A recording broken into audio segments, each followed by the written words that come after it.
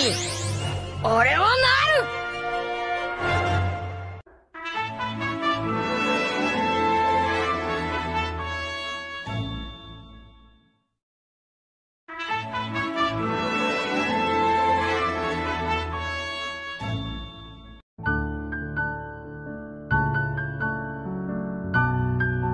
Yo ho ho ho. Halo nakama. Di video sebelumnya gua udah ceritain alur manga One Piece chapter 1014. Kali ini gua mau ngebacotin One Piece chapter 1014 ini. Gua ngerasa di episode ini ada banyak hal yang menarik dan agak menggantung. Oke, langsung aja kita ke bacotan gua yang sotoy ini. Kaido bilang kalau Luffy gagal mengikuti jejak Joy Boy. Yang jadi pertanyaan gua di sini, si Kaido tahu dari mana nama dan kisah Joy Boy? Tahu dari Rock the Sebek? Mungkin. Rock the Sebek tahu mungkin kisah Joy Boy, tapi si Sebek tahu dari mana kisah Joy Boy? Kalau ke Laugh Tale jelas Sebek belum pernah. Kenapa? Karena Sebek hidup di zamannya Roger.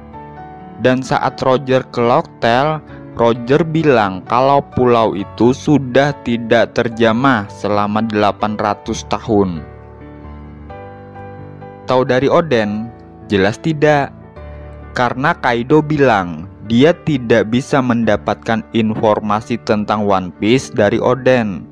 Oden gak mau cerita apa-apa tentang One Piece sama Kaido. Berarti Oden juga gak bahas Joy Boy ke Kaido. Bahkan Kaido juga gak nemuin buku jurnalnya Oden. Tahu dari Dewa Neptune? Kaido tak punya orang yang bisa baca poneglyph. Jelas kalau dia ke pulau manusia ikan, dia gak bakalan tahu juga di situ ada tulisan Joy Boy. Jadi dia nggak bakalan nanya Joy Boy ke Dewa Neptune. Tahu dari Nyonya Toki? Mungkin aja sih. Sampai sekarang kan kita nggak tahu nasib Nyonya Toki gimana. Bisa aja dia habis ngelempar Momo dan kawan-kawan ke 20 tahun ke depan. Dia belum sempat melompati waktu, namun Kaido sempat menangkapnya. Dan dia dimasukkan ke penjara batu laut. Dia disiksa hingga dia cerita tentang Joy Boy. Mungkin aja kan gitu. Tahu dari kru Roger? Ini juga mungkin. Siapa tahu setelah bajak laut Roger bubar, lalu Kaido mencari dan menangkap salah satu kru Roger untuk dipaksa cerita tentang Laugh Tale.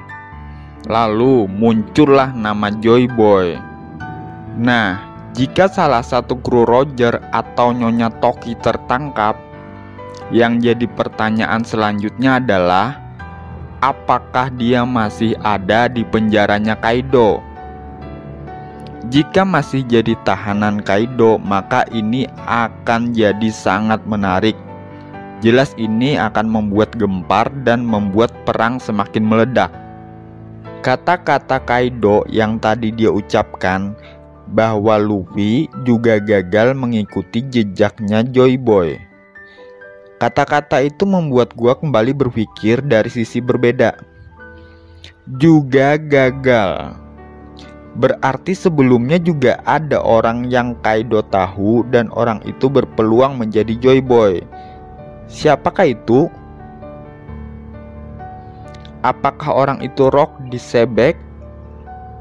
Kalau itu Sebek, berarti cerita Joy Boy lah yang membuat Kaido bergabung dengan Sebek.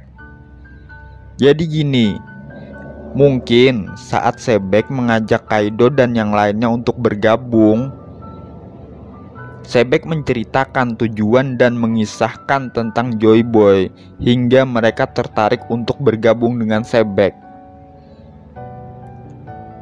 Dan gua kembali berpikir lagi dari sisi yang berbeda lagi tentang ucapan Kaido itu. Saat Kaido bilang Luffy gagal mengikuti jejak Joy Boy, berarti sebelumnya Kaido sempat mengakui kemampuan dan peluang Luffy untuk menjadi Joy Boy. Jadi alurnya gini, melihat tindakan, kemampuan, dan apa yang dilakukan oleh Luffy itu membuat Kaido berpikir bahwa Luffy ini berpeluang besar untuk menjadi Joy Boy. Namun setelah Luffy kalah dan jatuh ke laut, Kaido bilang kalau Luffy nggak bisa jadi Joy Boy karena Luffy menurut Kaido masih lemah dan Luffy sudah mati di laut. Sekarang kita pindah ke Yamato. Ini Yamato lagi berusaha naik ke atap, sedangkan Kaido turun ke lantai 1. Gue yakin saat Yamato di atas atap nanti akan ada sesuatu hal yang sangat menarik di atas. Kenapa begitu? Karena Oda pasti rencanain sesuatu untuk alur yang kayak gini. Gak mungkin aja Yamato yang ngejar bapaknya dan Luffy ke atap, terus pas sampai di atap gak ada orang sama sekali dan akhirnya Yamato turun lagi. Gak mungkin aja seorang Oda bikin alur kisah yang kayak gitu. Oda pasti punya maksud lain. Mungkin inilah peran penting Yamato nanti. Nah, kita pindah lagi ke scan kru Mugiwara dan para aliansi saat mendengar pengumuman.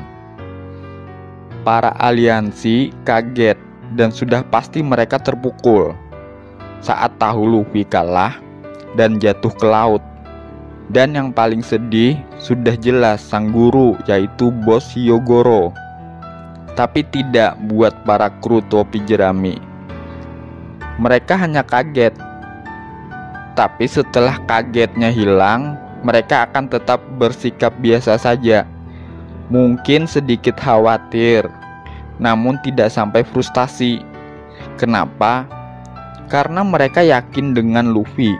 Mereka percaya dengan Luffy karena dia adalah kapten mereka. Kini sampai kita pada pusat pertarungan, yaitu lantai pertunjukan. Chopper kewalahan melawan Queen, dan dia bilang kalau sisa waktunya kurang dari 10 menit. Sebelumnya kan waktu Chopper dalam mode monster itu hanya 3 menit. Sedangkan sekarang sisa waktunya kurang dari 10 menit. Berarti Chopper sudah menambah durasi monsternya.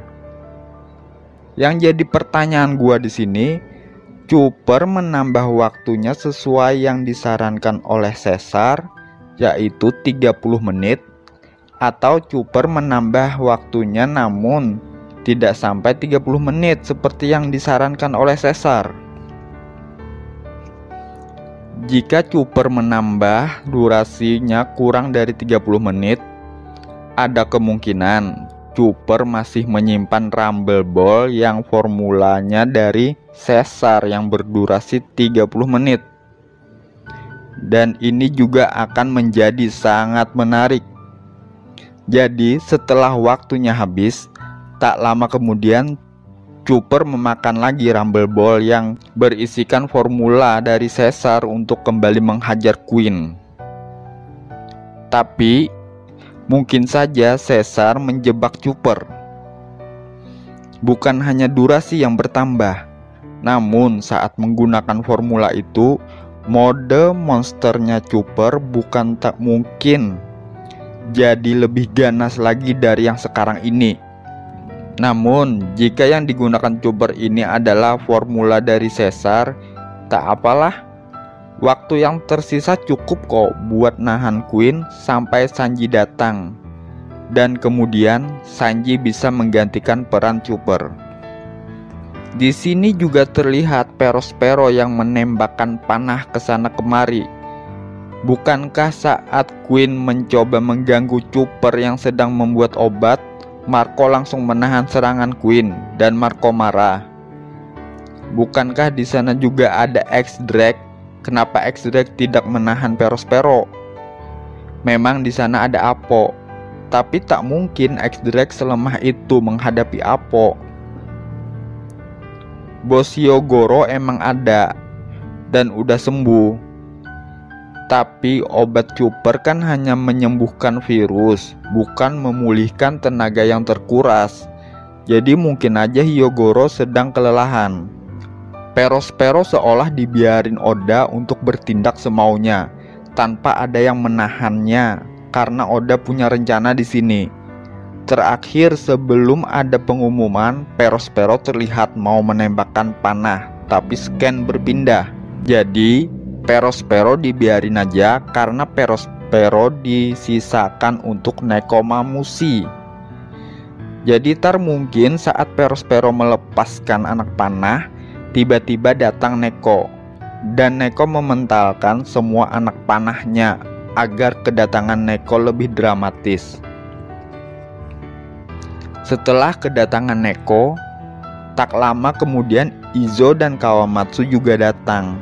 Maka para samurai yang ada di lantai pertunjukan sedikit tenang, karena tadi mereka mendengar berita Akazaya telah kalah, dan ternyata di situ ada 3 orang Akazaya yang masih hidup dan masih kuat untuk bertarung. Melihat itu, para samurai yang ada di lantai pertunjukan akan kembali bersemangat untuk melawan bawahan Kaido. Tak lama kemudian datanglah Otama untuk memberi perintah pada para gifter, dan Chopper juga memberi perintah pada pengikutnya yang baru. Dan dari lantai pertunjukan inilah mereka membalikan kedudukan. Nah, sekarang kita pindah ke Momonosuke. Saat Momo kesakitan dan meracau, menurut gua ini sangat menarik, karena gua yakin Luffy sedang telepati sama Momo. Kata Momo, "Sepertinya aku belum boleh mati." Apa ini? Siapa itu? Kinemon, aku harus menyampaikan ini pada semuanya. Gue yakin beberapa ucapan Momo ini adalah ucapan hatinya Luffy. Entah Luffy atau Momo melihat seseorang yang dia tidak kenal atau tak jelas. Sosok yang disebutnya siapa itu? Mungkin itu yang akan menyelamatkan Luffy. Dan Momo mau menyampaikan pada orang-orang tentang keadaan Luffy saat ini, bahwa Luffy masih hidup dan dia selamat, namun omongannya terpotong. Di episode kali ini banyak sekali tokoh penting yang tumbang. Kenapa gua bilang tumbang? Karena gua nggak tahu mereka itu mati atau hidup. Ada Kinemon, Kasura, Kiku, Kanjuro, dan banyak yang lainnya, entah itu dari pihak aliansi atau pihak Kaido. Kalau mereka mati, berarti bener gua bilang tumbang. Kalau mereka masih hidup, dengan luka seperti itu, mereka pasti sekarat, dan mereka tak akan bisa ikut perang sebelum luka mereka diobati dan tenaga mereka pulih. Mengingat posisi mereka di tempat terbuka dan mereka terpencar, jadi rasanya nggak mungkin untuk orang yang kemarin mengobati mereka di gudang bisa datang dan mengobati mereka lagi. Karena mereka sekarat dan nggak bisa ikut perang, jadi wajar juga gua bilang mereka tumbang. Di scan akhir terlihat pabrik Kaido dan Onigashima sudah dekat dengan Wano. Jika sampai ke Wano dan Big Mom masih bertarung dengan Kid, maka Big Mom dalam masalah.